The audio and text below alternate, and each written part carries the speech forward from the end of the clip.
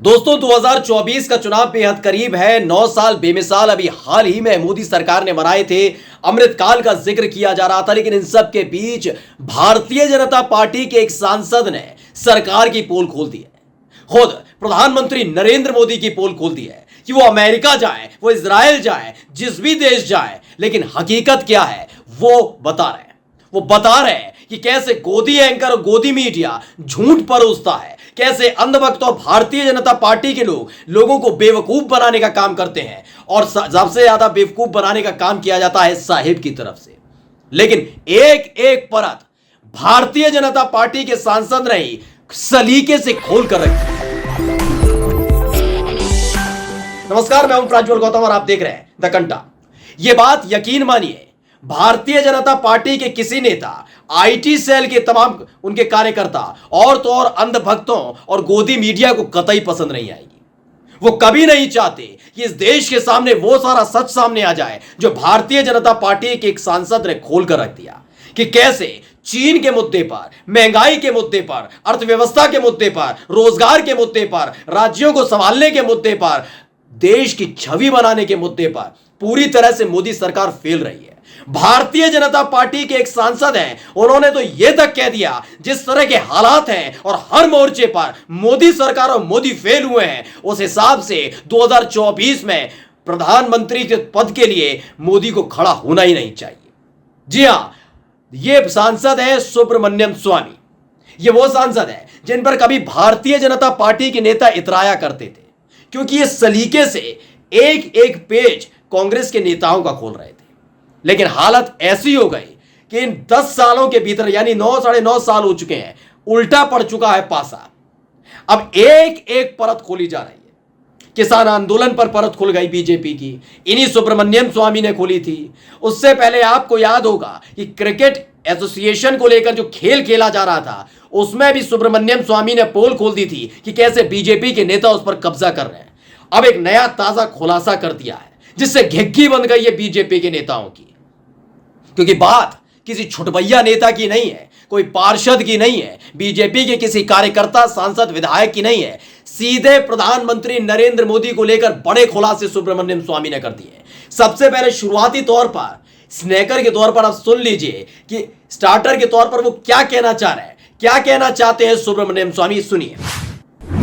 मोदी मैं नहीं जानता हूं, परंतु मैं तो मेरी राय है कि मोदी इकोनॉमी में फेल हो गया, तो इसीलिए उसको खड़ा नहीं होना चाहिए। मुझे छेड़ा नहीं, बस तो नहीं तो इकोनॉमी फेल, चाइना फेल,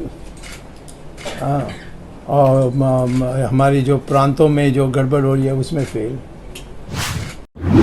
दरअसल पत्रकार उनसे सवाल कर रहे थे, गुजरात में मौजूद थे, सुब्रमण्यम स्वामी पहुंचे थे। शुरुआत में ही सुब्रमण्यम स्वामी ने कह दिया था, मुझे छेड़ो मत, क्योंकि जब मैं बोलूंगा तो पोल खोलूंगा और ऐसी खोलूंगा कि घिग्गी बंध जाएगी बीजेपी की, उनके मुखिया की, साहेब कपकपाने लग जाएंगे। और यकीन मानिए, आपने ये पूरा वीडियो हमारा देखा, उसके बाद आप समझ जाएंगे कि कैसे बेवकूफ बनाने का काम किया जा रहा है। देश के अंदर ही नहीं, विदेशों में जाकर कैसे प्रायोजित कार्यक्रम आयोजित कराए जाते हैं और गोदी एंकर चीख चीख कर बताते हैं कि भाई वो तो महामानव है।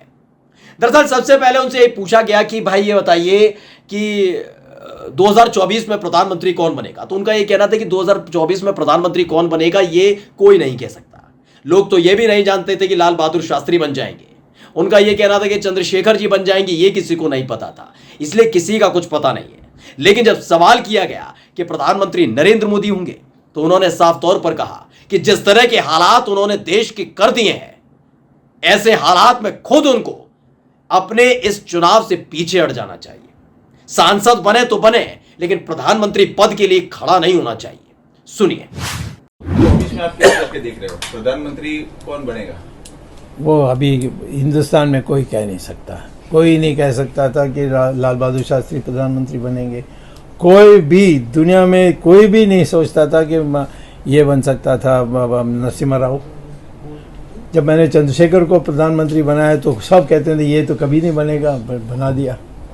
तो ये हिंदुस्तान में भविष्यवाणी करना बहुत डेंजरस है इस मामले में, क्योंकि जो मोदी अब मोदी मैं नहीं जानता हूँ, परंतु मैं तो मेरी राय है कि मोदी इकोनॉमी में फेल हो गया, तो इसीलिए उसको खड़ा नहीं होना चाहिए। मुझे छेड़ा नहीं, बस दैट्स ऑल।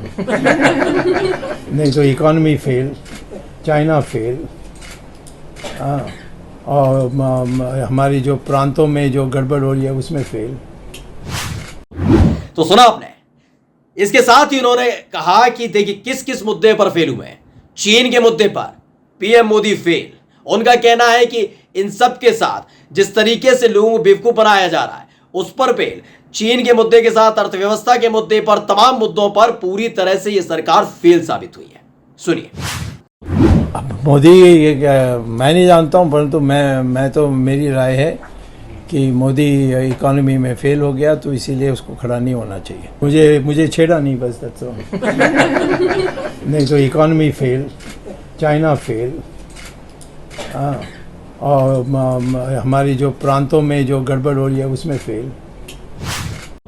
अभी हाल ही में आपने देखा होगा कि जब विदेशी दौरे पर गए थे प्रधानमंत्री नरेंद्र मोदी, तो एक देश के राष्ट्रपति ने उनके पैर छुए थे। उसके बाद जब वो अमेरिका गए थे तो वहां पर एक प्रोग्राम चल रहा था, तो जो गायिका थी वो भी पैर छूने आ गई थी। लोगों ने कहा ये देखिए, ये है हमारे प्रधानमंत्री, विदेशी राष्ट्रपति हमारे प्रधानमंत्री के पैर छू रहा है। जिस देश के राष्ट्रपति वहां के पैर छू रहे थे प्रधानमंत्री के, उस देश की हैसियत, उसके देश का जो पूरा का पूरा जीडीपी है वो क्या है आप पता कर लीजिएगा। वो क्यों कर रहे थे ऐसे, पता भी लग जाना चाहिए। सवाल जो उठाया सुब्रमण्यम स्वामी ने, उन्होंने कहा कि भाई ठीक है, विदेशों में जाकर आप जो करते हैं वो मुझे भी पता है। यानी सुब्रमण्यम स्वामी को पता है। उनका कहना है कि मैं तो भाई बहुत ज्यादा घूमता हूं, लेकिन यही काम आप जब मणिपुर में जाकर करवा लीजिए। मणिपुर में बीजेपी शासन में, यानी सत्ता में, उसके बाद भी हालात बद से बदतर हो चुके हैं, लेकिन फर्क नहीं पड़ रहा, कोई फर्क नहीं पड़ रहा। सीधे चुनौती दे डाली है भारतीय जनता पार्टी के सांसद सुब्रमण्यम स्वामी ने, बीजेपी के जो नेता हैं, सांसद हैं, कि आइए मोदी जी, जाइए मणिपुर में जाकर पैर छुलवा कर दिखवाइए। बीजेपी सत्ता में है, उसके बावजूद 2 से ढाई महीना हो गया, 100 से ज्यादा लोगों की वहां मौत हो गई, हजारों लोग बेघर हो चुके हैं, डर और दहशत में जी रहे हैं, लगातार बीच बीच में हिंसा टूट पड़ती है, लेकिन उसके बावजूद सुध नहीं है। जाइए, मणिपुर की जनता इंतजार कर रही है, जाकर देखिए वहां पर। ये सीधा उन्होंने चुनौती दी। सुनिए।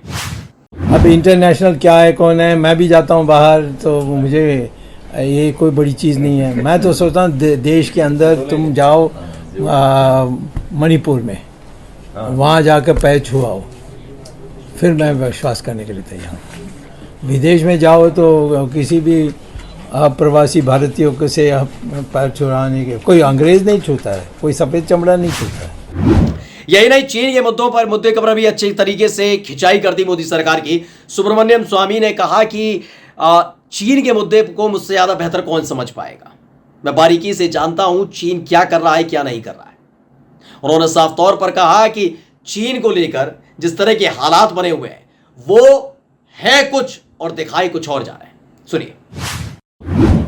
चाइना को तो क्या मैं सबसे ज़्यादा जानता हूँ, मैं चाइना भाषा जानता हूँ, मैं उनके बारे में पुस्तक अनेक लिखे हैं, मैंने हार्वर्ड में पढ़ाया भी चाइना। वो तो दिमाग बना ली उन्होंने कि हिंदू, अब अमेरिका और चाइना 2 ही देश होना चाहिए, बाकी और नहीं होना चाहिए। तो ये है सुब्रमण्यम स्वामी का एक एक बयान जो हमने आपको सुनवाया। ये भारतीय जनता पार्टी के सांसद है। बीजेपी, दरअसल ये दूसरे जनता दल में हुआ करते थे, लेकिन वहां से भारतीय जनता पार्टी खास तौर पर इनको इसलिए लेकर आई थी क्योंकि ये अपनी बेबाकी के लिए जाने जाते हैं।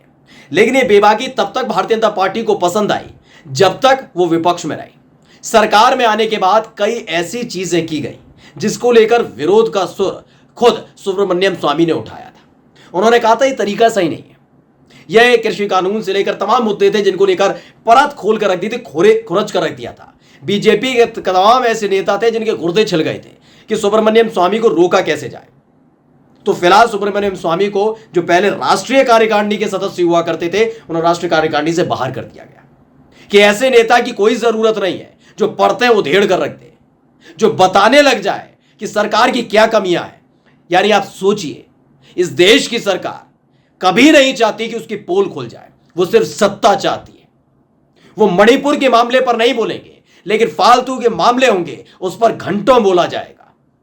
एक एक परत जो खोल कर रखी है सुब्रमण्यम स्वामी ने, उसको सुनने के बाद यकीन मानिए अंधभक्त परेशान हो उठे हो। नमस्कार।